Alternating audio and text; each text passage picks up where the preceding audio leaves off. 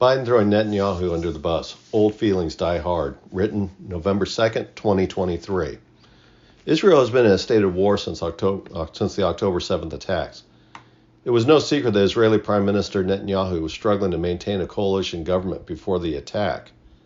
Netanyahu was reeling from the backlash of his judiciary reform proposals, so it was no stretch to question if Netanyahu was going to be able to maintain being prime minister. After the attacks of October 7th, he was able to form a unity government with his opposition with the purpose of responding to the new crisis in Gaza.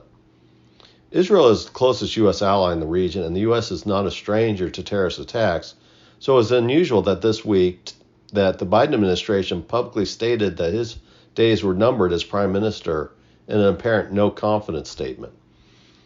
This was just as the Israeli ground invasion was starting in Gaza, so the timing in the public statement raises questions as to why the Biden administration made this announcement. The Democratic coalition in the U.S. is under strain as a vast majority of Jews and Muslims voting blocs vote solidly Democrat. The conflict has created a passionate and vitriolic attacks between the two Democratic groups.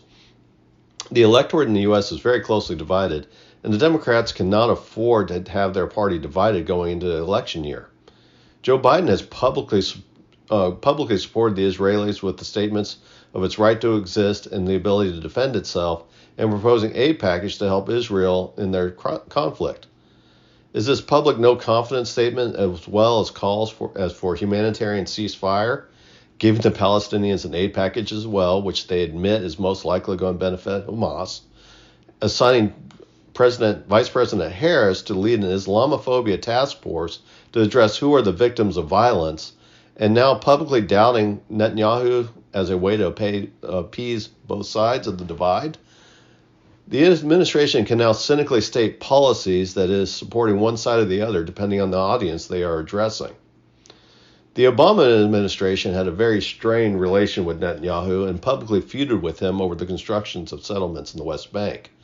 The biggest divide between the two was Obama's desire to build relations with the Iranian government and negotiate the Iranian nuclear arms agreement, the JCPOA. Obama was just as adamant to get this deal signed as much as Israel, led by Netanyahu, were opposed to it.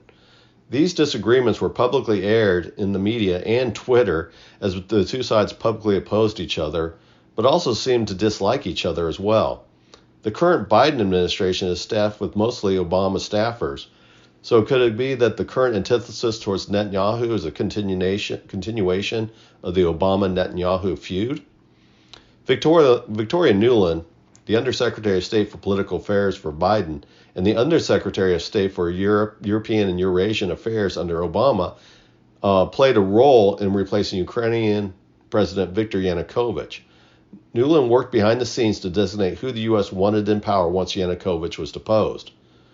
Obama also made no secret for his support for the opposition against Netanyahu during the Israeli parliamentary elections. This effort failed. Nuland and Obama are not involved in the current crisis, but just like these two examples, the U.S. is weighing in against Netanyahu and publicly discussing the issue with Netanyahu's political opponents. The Obama playbook has been brought to the Biden White House as they move to have Netanyahu replaced. The most likely explanation is that even though appeasing both sides of the Muslim-Jewish divide within these two Democratic constituencies has a role to play, the primary reason for the public questioning of Netanyahu's future seems to be tied to past grievances. Prime Minister Netanyahu has also been critical of Biden administration's attempts to align with Iran, so it does seem that its most likely explanation is that the Obama dislike of Netanyahu is alive and well in the Biden White House. The U.S. can expect to publicly criticize Netanyahu to weaken his stature at home and abroad, and to get him replaced this time around using the Israeli failures to stop the attack as the fodder. As they say, don't let a good crisis go to waste.